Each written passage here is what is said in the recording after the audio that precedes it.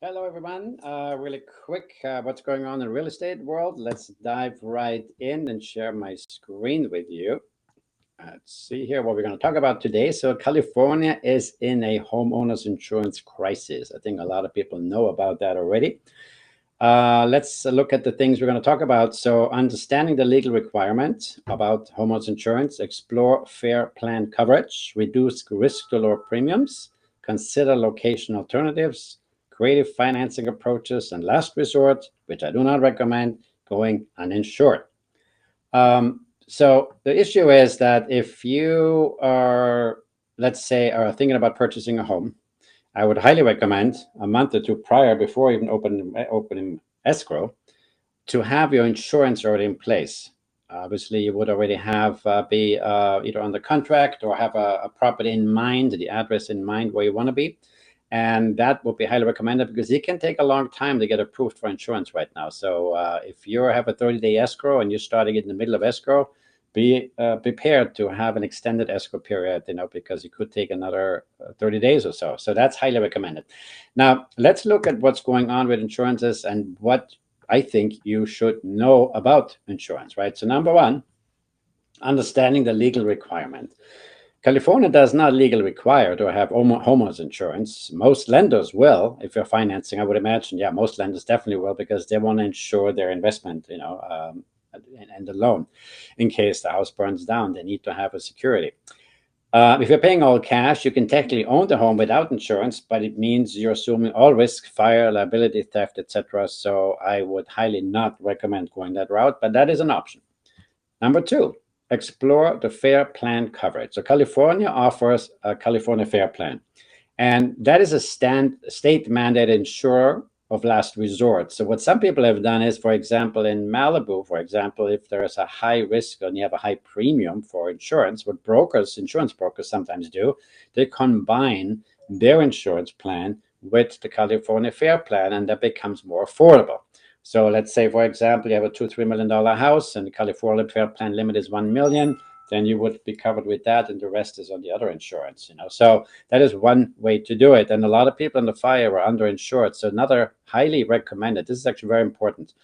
Your insurance person should be checking in with you at least once or twice every 2 years, or once a year, or every 2 years, and reassess the value of your home, or look at the value of the current value of your home at that time, and then readjust your insurance.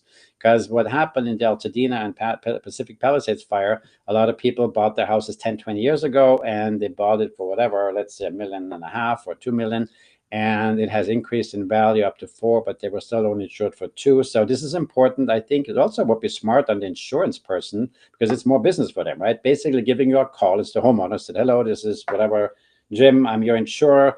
I would highly recommend considering increasing your policy because at the moment you're underinsured. A lot of people didn't know that and got caught off guard. This is really tragic. One, for example, I know in Altadena, they bought a house, I think, for 380 or something thousand dollars many years ago. It was worth 1.2. They were insured for 380. That's all they got. So they are not even able to just go around and buy another house, which is really sad. So in one way, of course, you want to save premiums, but I think it's the wrong spot to save. Anyway, let's go back to the screen here and look at the next point. Reduce risk to lower premiums. So, for example, if you create a defensible space, which I think is mandatory anyway, the fire department comes around and tells you clearing brush and hardscape around your house, right? And in my client in Malibu, it was 20 feet around the house, the perimeter. I think that's what's required by the fire department, but don't quote me on that. However, the point is do that regularly and have that done all the time. In case the insurer comes by and looks at it, then you're covered with that area.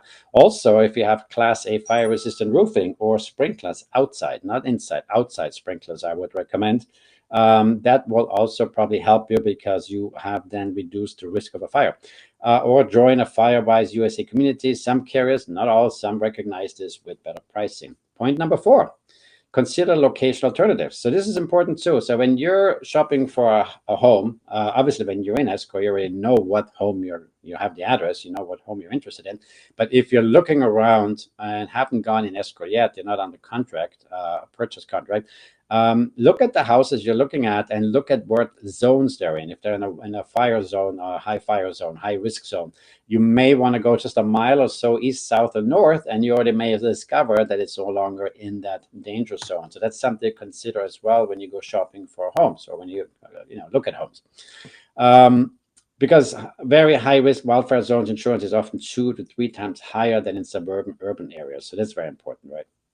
5, create financing approaches. So some buyers work with credit unions or local banks that are a little bit more flexible on insurance requirements. So that's also a possibility. Again, may not be available in centralized, but in some areas you may have that option. Others purchase with cash, investors, partners who are willing to self-insure a portion of the risk. Again, that's more for investors, and I would not self-insure or not have insurance, And last resort, of course, is go uninsured. This is highly not recommended. But if you're purchasing in cash, this is true. There is nobody requiring insurance. There is no lender involved, so therefore you wouldn't have to have insurance. If you would do this at all, again, it's not recommended. I would maybe do it for the first 2-3 months if you need to get in the house. But again, do your homework first, because we had this situation actually happen for a client of mine where I was on the buyer side and we were looking at a house about 3.8 million up in Westlake Village, up in the hills, right? It was beautiful, absolutely gorgeous in the hills, quiet, calm, gated community, very expensive homes there. And we found out that the insurance carrier that my client had at that time in Malibu wasn't covered up there. So therefore, it's what are you going to do? Yes, it would have been a cash deal. She would have paid cash for it, and therefore wouldn't have had to have insurance because there's no lender involved. But it's a very, very bad idea in my opinion, because it's high risk. What happens? You buy the place, and you close escrow, and a fire comes, and it's all gone. It'd be crazy. Really not advisable. Let's look at really quick what the mortgage rates are. This is exciting because this is the first time in a long time that the mortgage rates actually fell below 6.5.